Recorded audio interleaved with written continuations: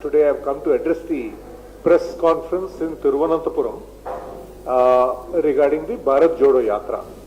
This is a very momentous occasion for the nation, and the Yatra will cover around 12 states and 2 union territories and cover a distance of 3,500 kilometers.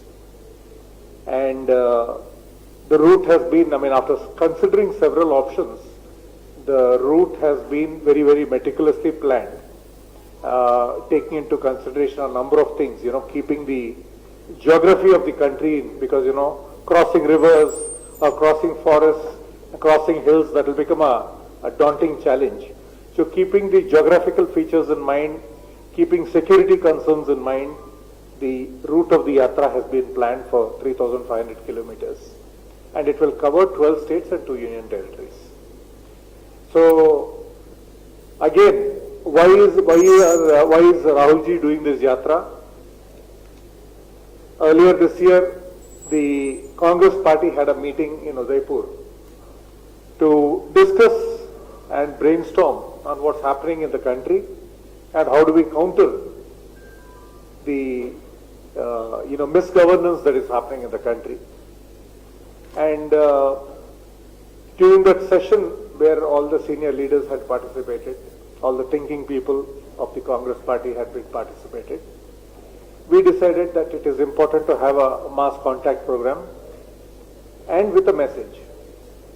And that message is Bharat Jodo. Because what we feel is, across several spheres, the country is getting divided. Primarily, there is a huge economic division that has happened, the haves and the have-nots. And the people who have sunk below the poverty line, that number has substantially increased. What we thought was the strength of the country, which was the middle class, the affordable segment, according to one study, the affordable segment in the middle class, which was around 99 million, over the last 2 years has shrunk to 66 million. That means the purchasing power has come down. There is a huge economic disparity that has happened across the nation. Secondly, if you look at communal harmony, there is immense distress. There are open and subtle ways to divide the community along communal lines, along regional lines, according to our food habits, all unfortunate. And I think this is not healthy for a vibrant democracy like India. Thirdly, what is happening is the assumption of powers of autonomous institutions. See, we are a very vibrant democracy. We have a vibrant judiciary. We have a healthy media. We have the parliamentary institutions, and then we have the bureaucracy. But if you look at what has been happening over the last 8 years,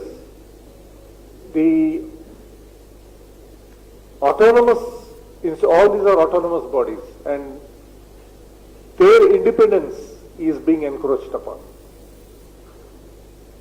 I think the judiciary is getting pressurized. The election commission has become a rubber stamp of the government. And if you look at the rights of the media, I think there's coercion, there's threats. And it is unfortunate that every institution worth its name, even the RBI, is getting compromised. So we're not a functioning, healthy democracy anymore. And through this yatra, the Congress party wants to highlight all this and seeks the people advice on the way forward. We are going to consult people. Rahulji will be talking to groups of people, interest groups, all throughout the Padayatra. And of course, he will be meeting the backbone of our nation, our farmers, our workers, our trade union people, our students across the country as he does the Padayatra, in order to seek their advice and also to tell them about what is happening in this country. So I hope that all of you here who have come will bless the yatra. There are several examples that we have seen of the misgovernance that is happening. If you look at the economic front, I think we are going through the highest unemployment rates in 45 years. This is a very unfortunate situation. The pandemic has definitely not helped the situation. Our spending capability has come down. Inflation is at an all-time high. Cooking gas, which used to be about 400 rupees 8 years ago, has gone up to 1150 rupees now. You've seen the prices of diesel and petrol. We are seeing how the prices of essential commodities have gone up. This is all affecting us. This kind of an inflation we have not seen before. And we are unfortunately also tampering with figures. We've seen when the National Survey Organization came out with this figure of the highest unemployment rate, it was not allowed to be published. This is the unfortunate situation we see today. And if you look at what's happening, there is a lot of bluster taking place. There's a lot of publicity taking place. I'll give you one small example. If you look at the current security of the situation today, I think we've never been so vulnerable as before. For over 2 years, China has been sitting across the line of actual control. They have apparently occupied about 2,000 square kilometers of our area.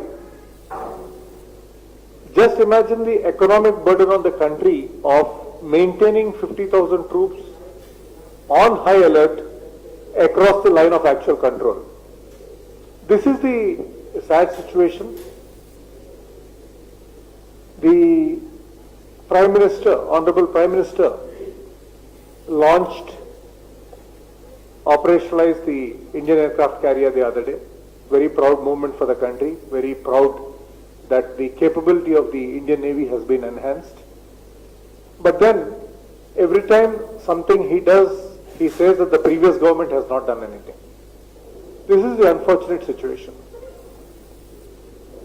This project started in 2002. It was launched when Mr. Antony was the Defence Minister, and then finally operationalized when Shri Narendra Modi is the Prime Minister. So it is a continuum. The security of the country, the defense of the nation is a continuum. It has never been politicized like it has been before. Here I had worked under Mr. Antony. Every time there was an important issue or a critical issue that came up in Parliament, Mr. Antony would maintain a very, very dignified stance of saying the security of the country is a national responsibility. It is the responsibility of the government. It is the responsibility of the opposition. It is everybody's responsibility. And it is a continuum. Some projects are begin before us. Some projects begin with us. Some projects come after we go.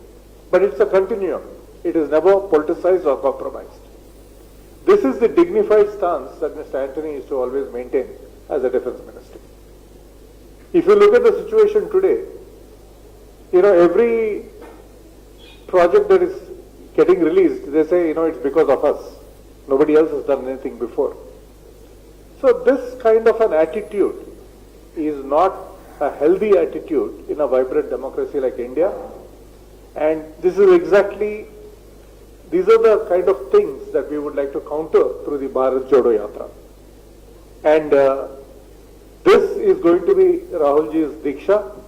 He is very, very particular about talking to people along the way, seeking opinions, and creating awareness of the misgovernance and the failures of the current regime. And we seek your support in the conduct of the Yatra. As a responsible national party, we will be doing this, and we seek your blessings. Thank you, and Jai Hind.